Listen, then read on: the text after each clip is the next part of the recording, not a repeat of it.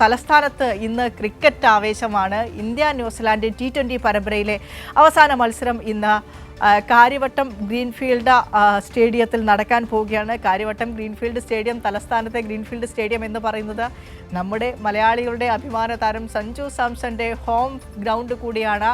അപ്പോൾ കഴിഞ്ഞ കുറേ ദിവസമായി ഫോം ഔട്ടായി നിൽക്കുന്ന സഞ്ജു സാംസൺ സ്വന്തം നാട്ടിൽ സ്വന്തം ആരാധകരുടെ ഇടയിൽ ഫോം വീണ്ടെടുക്കുമോ ചേട്ടാ എന്നുള്ളത് തന്നെയാണ് നമ്മളെല്ലാവരും ഉറ്റുനോക്കിക്കൊണ്ടിരിക്കുന്നത്. അപ്പോൾ ദിൽന ദിനേശ് ഒരിക്കൽ കൂടി ചേരുന്ന ഗുഡ് മോർണിംഗ് കേരളത്തിനൊപ്പം. ദിൽന, സഞ്ജു അടിച്ച കസരമോ നമ്മളെല്ലാവരും പ്രതീക്ഷിക്കുന്നത്? വീണ്ടും വീണ്ടും good morning, very very good morning. Sanju അടിച്ച കസരമോ എന്നാണ് ഞങ്ങൾക്ക് എല്ലാവർക്കും അറിയാനുള്ളത്. എങ്ങനെയായിരിക്കും സഞ്ജുവിൻ്റെ ഒരു പ്രകടനം, മാസ്മരിക പ്രകടനം വീണ്ടെടുക്കാൻ കഴിയുമോ, ഫോം തിരിച്ചെടുക്കാൻ കഴിയുമോ? പ്രത്യേകിച്ച് സ്വന്തം നാട്ടിലാകുമ്പോൾ ഹോം ഗ്രൗണ്ട് നൽകുന്ന ഒരു ആനുകൂല്യം എല്ലാ കളികളിലും നിർണായകമായ ഒരു ഘടകം തന്നെയാണ്.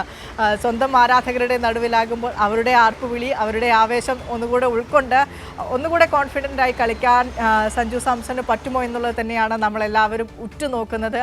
അപ്പോൾ ഈ മത്സരത്തിനുള്ള ക്രമീകരണങ്ങളൊക്കെ എങ്ങനെയാണ്? എപ്പോൾ മുതലാണ് കാണികളെ പ്രവേശിപ്പിക്കുക?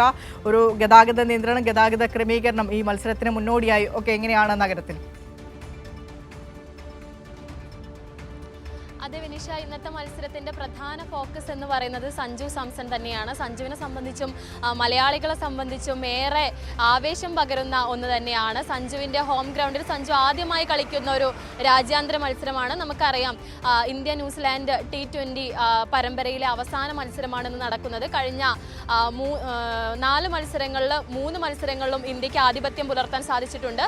കഴിഞ്ഞ തവണ 4ാം മത്സരത്തിൽ വിശാഖപട്ടണത്ത് നടന്ന 4ാം മത്സരത്തിലാണ് ന്യൂസിലാൻഡ് ജയമുറപ്പിച്ചത്. പക്ഷേ 3-1 എന്ന ലീഡോടെ ഇന്ത്യക്ക് നിലവിൽ ഈ ഒരു മത്സരത്തിൽ ആധിപത്യം പുലർത്താൻ സാധിച്ചിട്ടുണ്ട്. പക്ഷേ അപ്പോഴൊന്നും തന്നെ സഞ്ജുവിന് വേണ്ട തരത്തിലുള്ള ഒരു പ്രകടനം കാഴ്ചവെക്കാൻ സാധിച്ചിട്ടുണ്ടായിരുന്നില്ല.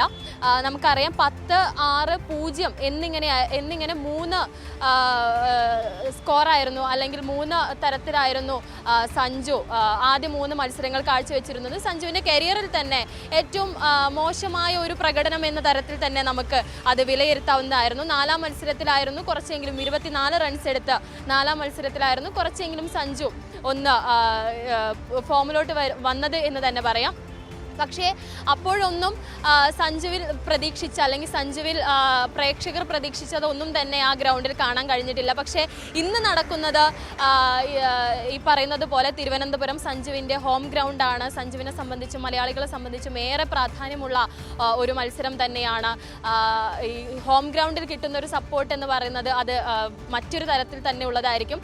നമുക്കറിയാം, സഞ്ജു ക്രിക്കറ്റ് ടീം, അതായത് ഇന്ത്യൻ ടീം വിമാനത്താവളത്തിൽ വന്നിറങ്ങിയപ്പോൾ തന്നെ ഞാനാണ് വിമാനത്താവളത്തിൽ വന്നിറങ്ങിയത്. അപ്പോൾ തന്നെ സഞ്ജു വന്നിറങ്ങിയപ്പോൾ പ്രത്യേക തരത്തിലുള്ള ഒരു ആവേശം തന്നെയായിരുന്നു. ആ ആവേശം ഇന്ന് ഗ്രൗണ്ടിലും കാണുമെന്നുള്ളത് ഉറപ്പാണ്. സഞ്ജുവിനെ ഒരിക്കലും മലയാളികൾ നിരാശപ്പെടുത്തില്ല എന്നുള്ളത് ഉറപ്പാണ്. പക്ഷേ സഞ്ജു എത്തരത്തിൽ നിന്ന് പ്രകടനം കാഴ്ചവെക്കുമെന്ന് ഉള്ളത് കണ്ട് തന്നെ നോക്കിക്കാണേണ്ടത് തന്നെയാണ്. ഇന്ന് വൈകിട്ട് 7 മണിക്ക് കാര്യവട്ടം ഗ്രീൻഫീൽഡ് സ്റ്റേഡിയത്തിലാണ് മത്സരം നടക്കുന്നത്. ഈ പറയുന്നത് പോലെ കൃത്യമായിട്ടുള്ള ഗതാഗത ക്രമീകരണങ്ങളെല്ലാം തന്നെ വൈകിട്ട് ഒരുക്കുന്നുണ്ട്. മറ്റൊന്ന്, ഈ പറയുന്നത് പോലുള്ള സഞ്ജുവിൻ്റെ ഈ ഒരു സഞ്ജുവിൽ തന്നെയാണെന്ന് ഫോക്കസ് എന്ന് പറയാം വിനിഷ.